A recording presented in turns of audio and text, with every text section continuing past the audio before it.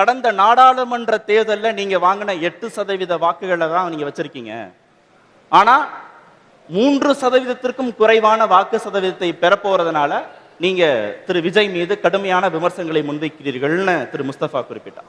அதாவது ஆட்சியிலும் பங்கு அதிகாரத்திலும் பங்குன்னு முதல் மாநாட்டில் சொன்னதுக்கு அப்புறம் கூவி கூவி கடை திறந்து வச்சதுக்கு அப்புறமும் கடை இன்னும் காலியா இருக்குது. ஏன் ஒரு லெட்டர் பேட கட்சி கூட இது வரைக்கும் தாவேக்காவை நம்பவில்லைன்னு நான் கேட்டேன்னா அதுக்கு பதில் சொல்லல அண்ணன். அதனால தான் அண்ணனுடைய மனதைரியத்தை நான் பாராட்டினேன்.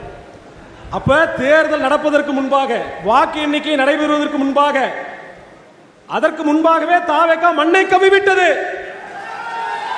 இதுல நாங்க தனிச்சு நிக்கிறோம் சொல்றாங்க. கட்சி துவக்க மேடையில சொன்னோம், தேசிய கட்சிகளான காங்கிரஸோடு பாஜகவோடும் திராவிட கட்சியான அதிமுக திமுகவோடும் இந்த கட்சிகளோட கூட்டணி இல்லை, தனித்து நிற்பது, தனித்துவமாக நிற்பது தான் நாம் தமிழர் கட்சியுடைய கொள்கை என்று துவக்க மேடையிலே அறிவிப்பு செய்தோம். அப்புறம் சொன்னாங்க 8.2% 3% ஆயிரும்னாங்க.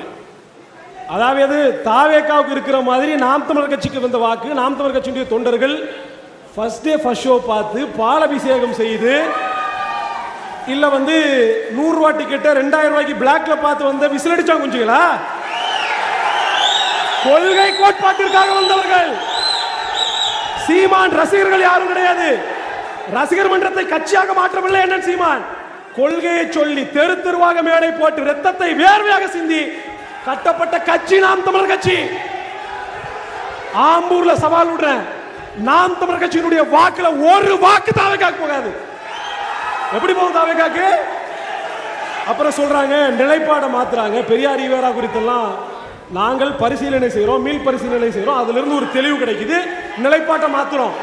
நீங்க ஊழல் ஒழிக்க போறேன்றீங்க, ஊழல் ஒழிக்க போறேன்றீங்க, ஜெயலலிதா ஒரு ரோல் மாடல்ன்றீங்க. இதே விஜய் கருணாநிதி அவர்களுக்கு சிலை வைக்க வேண்டும் என்று பேசினாரா இல்லையா? அருள்நிதி, இன்பநிதி, உதயநிதி, தயாநிதி ரொம்ப பவர்ஃபுல் நேம்ஸ். கருப்பு சிவப்பு சைக்கிள் 2021 திமுகவிற்கு போய் ஓட்டு போட்ட நீங்க 21க்கு அப்புறம் ஏதோ ஞானோதயம் பிறந்து திமுக இன்னைக்கு எதிர்ப்பு. நீங்க கொள்கை எதிரி பாஜகன்றீங்க. சொந்த பிரச்சனைக்கு வாய் திறக்க முடியாமல் தவிக்கிறார். ஏன்னா டெல்லிக்கு போனா பாஜக அழுத்தம் கொடுக்கும். அப்ப சொந்த பிரச்சனையான ஜனநாயகன் படம் சென்சார் போர்டுக்கு எதிராக பேச முடியல, கரூர் விஷயத்துல சிபிஐக்கு எதிராக பேச முடியல. சொந்த பிரச்சனைக்கு பேசாத விஜய் மக்கள் பிரச்சனைக்கு பேச போறாராம், மக்கள் பிரச்சனையை தீர்க்க போறாராம்.